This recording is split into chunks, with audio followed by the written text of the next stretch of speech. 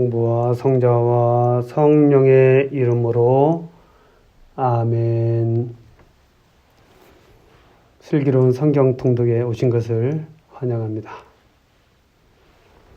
오늘은 마르코복음 9장의 말씀입니다. 그런데 9장 1절은 제목이 붙어 있지 않죠. 오히려 9장 1절은 8장 38절의 연속이라고 볼 수 있습니다. 그러니까 우리가 흔히 생각하는 그 장이 나뉠 때 새로운 제목이 붙을 것 같은데 여기는 그것이 맞지 않죠. 왜 그럴까 하는 것을 좀 잠깐 보겠습니다. 원래 성경에는 장절의 구분이나 또 이런 중간 제목 이런 것들은 없었습니다.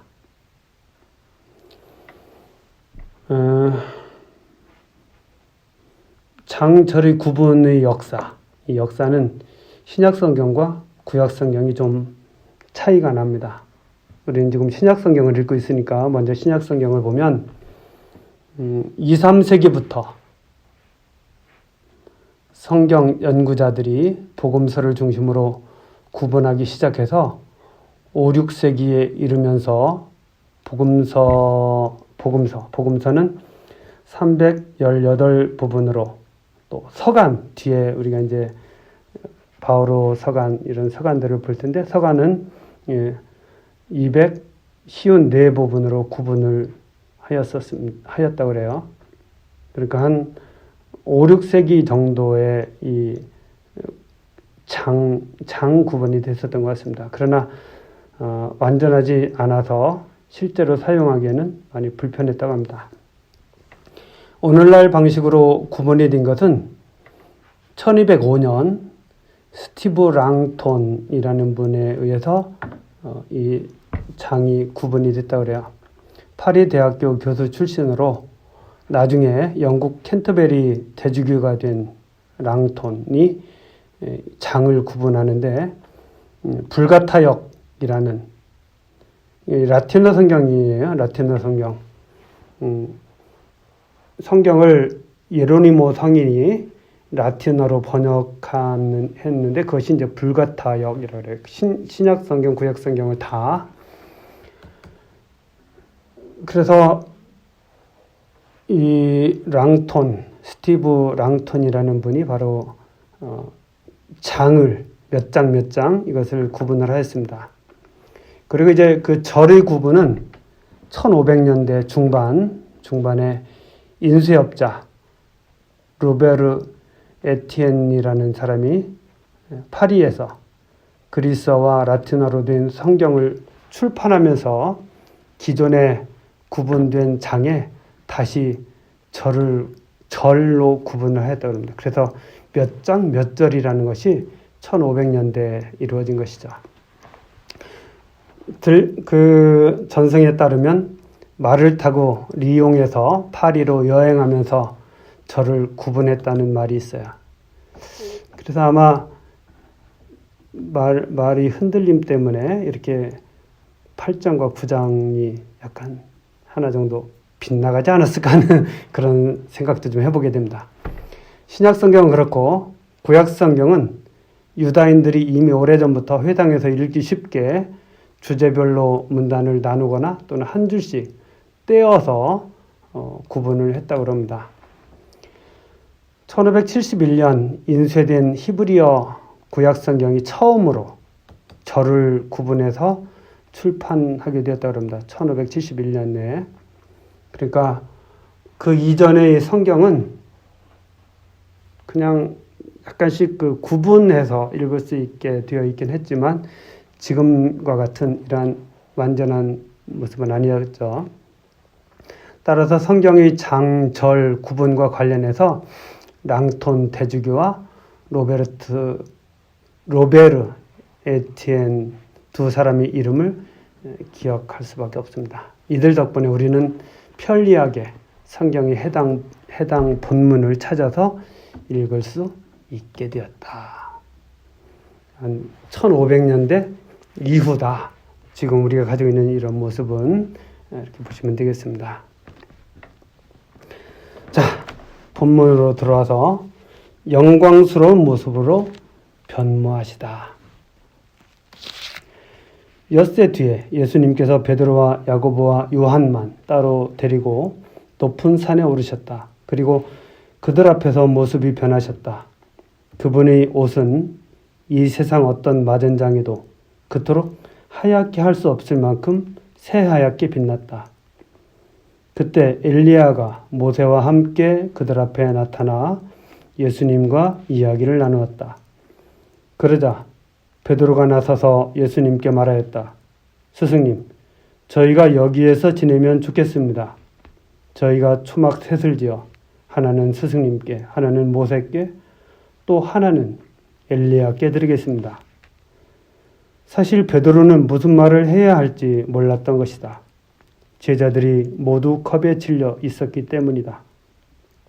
그때 구름이 일어 그들을 덮더니 그 구름 속에서 이는 내가 사랑하는 아들이니 너희는 그의 말을 들어라 하는 소리가 났다. 그 순간 그들이 둘러보자 더 이상 아무도 보이지 않고 예수님만 그들 곁에 계셨다. 그들이 산에서 내려올 때 예수님께서는 그들에게 사람의 아들이 죽은 이들 가운데서 다시 살아날 때까지 지금 본 것을 아무에게도 말하지 말라고 분부하셨다. 그들은 이 말씀을 지켰다. 그러나 죽은 이들 가운데서 다시 살아난다는 것이 무슨 뜻인지를 저희끼리 서로 물어보았다. 산 위에서 모세는 집게판을 받았고 예수님은 행복선언을 하셨고 또 영광스럽게 변모하시죠. 물론 같은 산은 아니지만 산 위에서 그렇습니다. 순환과 부활의 예고 뒤에 이 말씀이 나오죠. 하느님의 구원 사업의 중심으로 우리가 이제 한 발짝씩 말씀을 통해서 들어가는 것 같습니다. 예수님은 여전히 차츰차츰 자신을 드러내시죠. 그래서 함구령을 내리십니다. 엘리야의 재림. 제자들이 예수님께 율법학자들은 어째서 엘리야가 먼저 와야 한다고 말합니까? 하고 물었다. 그러자 예수님께서 그들에게 말씀하셨다. 과연 엘리야가 먼저 와서 모든 것을 바로잡는다. 그런데 사람의 아들이 많은 고난과 멸시를 받으리라고 성경에 기록되어 있는 것은 무슨 까닭이겠느냐? 사실 내가 너희에게 말하는데 엘리야에 관하여 성경에 기록된 대로 그가 이미 왔지만 사람들은 그를 제 멋대로 다루었다. 먼저 왔다는 것이죠. 어떤 아이에게서 더러운 영을 내쫓으시다. 그들이 다른 제자들에게 가서 보니 그 제자들이 군중에게 둘러싸여 율법학자들과 논쟁하고 있었다. 마침 군중이 모두 예수님을 보고는 몹시 놀라서 달려와 인사하였다. 예수님께서 그들에게 저들과 무슨 논쟁을 하느냐 하고 물으시자 군중 가운데 한 사람이 대답하였다. 스승님, 벙어리 영이 들린 제 아들을 스승님께 데려왔습니다. 어디에서건 그 영이 아이를 사로잡기만 하면 거꾸로 트립니다. 그러면 아이는 거품을 흘리고 이를 갈며 몸이 뻣뻣해집니다. 그래서 스승님의 제자들에게 저 영들을 쫓아내 달라고 하였지만 그들은 쫓아내지 못하였습니다. 그러자 예수님께서 믿음이 없는 세대야, 내가 언제까지 너희 곁에 있어야 하느냐? 내가 언제까지 너희를 참아주어야 한다는 말이냐? 아이를 내게 데려오너라 하고 그들에게 이르셨다. 그래서 사람들이 아이를 예수님께 데려왔다. 그 영은 예수님을 보자 곧바로 아이를 뒤흔들어 댔다. 아이는 땅에 쓰러져 거품을 흘리며 뒹굴었다. 예수님께서 그 아버지에게 아이가 이렇게 된 지 얼마나 되었느냐 하고 물으시자 그가 대답하였다. 어릴 적부터입니다. 저 영이 자주 아이를 죽이려고 물속으로도 내던졌습니다. 이제 하실 수 있으면 저희를 가엾이 여겨 도와주십시오. 예수님께서 그에게 하실 수 있으면이 무슨 말이냐? 믿는 이에게는 모든 것이 가능하다 하고 말씀하시자 아이의 아버지가 곧바로 저는 믿습니다. 믿음이 없는 저를 도와주십시오 하고 외쳤다. 예수님께서는 군중이 떼를 지어 달려드는 것을 보시고 더러운 영을 꾸짖으며 말씀하셨다. 벙어리 귀머거리 영아, 내가 너에게 명령한다. 그 아이에게서 나가라. 그리고 다시는 그에게 들어가지 마라. 그러자 그 영이 소리를 지르며 아이를 마구 뒤 흔들어 놓고 나가니 아이는 죽은 것처럼 되었다. 그래서 사람들이 모두 아이가 죽었구나 하였다. 그러나 예수님께서 아이의 손을 잡아 일으키시니 아이가 일어났다. 그 뒤에 예수님께서 집에 들어가셨을 때 제자들이 그분께 따로 어째서 저희는 그 영을 쫓아내지 못하였습니까? 하고 물었다. 예수님께서는 이렇게 대답하셨다. 그러한 것은 기도가 아니면 다른 어떤 방법으로도 나가게 할 수 없다. 그러게요. 기도가 가진 놀라운 힘을 우리는 알아야 됩니다. 세상에 많은 일들이 있었죠. 2차 세계대전의 종식, 또 소련의 붕괴 이런 것들도 기도의 힘도 어느 정도 역할을 했다고 봅니다. 세계 평화를 위한 기도, 남북 통일을 위한 기도, 우리의 기도들이 모두 놀라운 힘을 가져올 수 있다는 거 잘 믿어야 됩니다. 순환과 부활을 두 번째로 예고하시다. 그들이 그곳을 떠나 갈릴리아를 가로질러 갔는데 예수님께서는 누구에게도 알려지기를 원하지 않으셨다. 그분께서 사람의 아들은 사람들이 손에 넘겨져 그들 손에 죽을 것이다.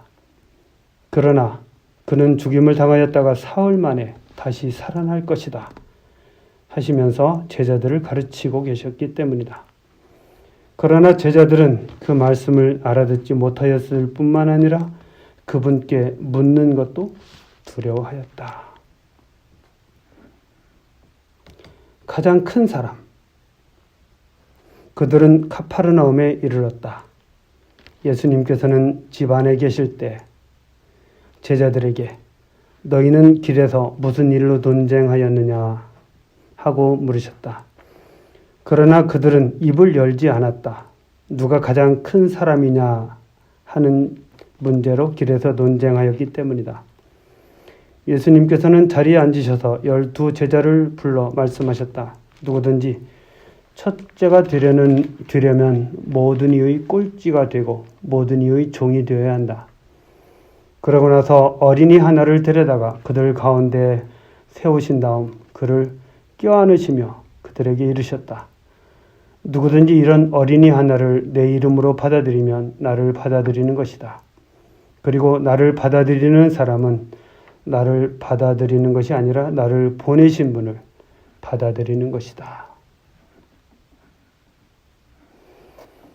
그러게요. 첫째가 되려는 이는 꼴찌와 종까지 되어야 된다. 종이 되어야 된다.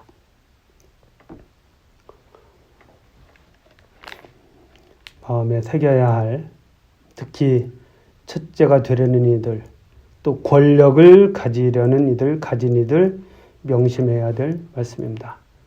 권력은 봉사를 위하여 있는 것이다. 이런 것이죠. 우리를 반대하지 않는 이는 지지하는 사람이다. 요한이 예수님께 말하였다. 스승님, 어떤 사람이 스승님의 이름으로 마귀들을 쫓아내는 것을 저희가 보았습니다. 그런데 그가 저희를 따르는 사람이 아니므로 저희는 그가 그런 일을 못하게 막아보려고 하였습니다. 그러자 예수님께서 이르셨다. 막지 마라. 내 이름으로 기적을 일으키고 나서 바로 나를 나쁘게 말할 수 있는 사람은 없다. 우리를 반대하지 않는 이는 우리를 지지하는 사람이다. 내가 진실로 너희에게 말한다. 너희가 그리스도의 사람이기 때문에 너희에게 마실 물 한 잔이라도 주는 이는 자기가 받을 상을 결코 잃지 않을 것이다. 죄의 유혹을 단호히 물리쳐라. 나를 믿는 이 작은 이들 가운데 하나라도 죄짓게 하는 자는 연자매를 목에 걸고 바다에 던져지는 편이 오히려 낫다. 내 손이 너를 죄짓게 하거든 그것을 잘라버려라. 두 손을 가지고 지옥에 그 꺼지지 않는 불에 들어가는 것보다 불구자로 생명에 들어가는 편이 낫다. 내 발이 너를 죄짓게 하거든 그것을 잘라버려라. 두 발을 가지고 지옥에 던져지는 것보다 절름발이로 생명에 들어가는 편이 낫다. 또 내 눈이 너를 죄짓게 하거든 그것을 빼 던져버려라. 두 눈을 가지고 지옥에 던져지는 것보다 외눈박이로 하느님 나라에 들어가는 편이 낫다. 지옥에서는 그들을 파먹는 구더기도 죽지 않고 불도 꺼지지 않는다.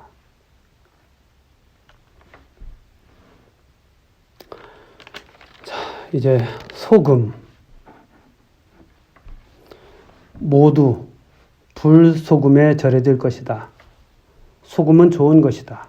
그러나 소금이 짠맛을 잃으면 무엇으로 그 맛을 내겠느냐. 너희는 마음에 소금을 간직하고 서로 평화롭게 지내라.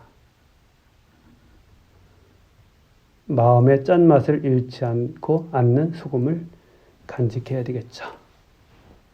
오늘 말씀은 여기까지 읽도록 하겠습니다. 성부와 성자와 성령의 이름으로 아멘.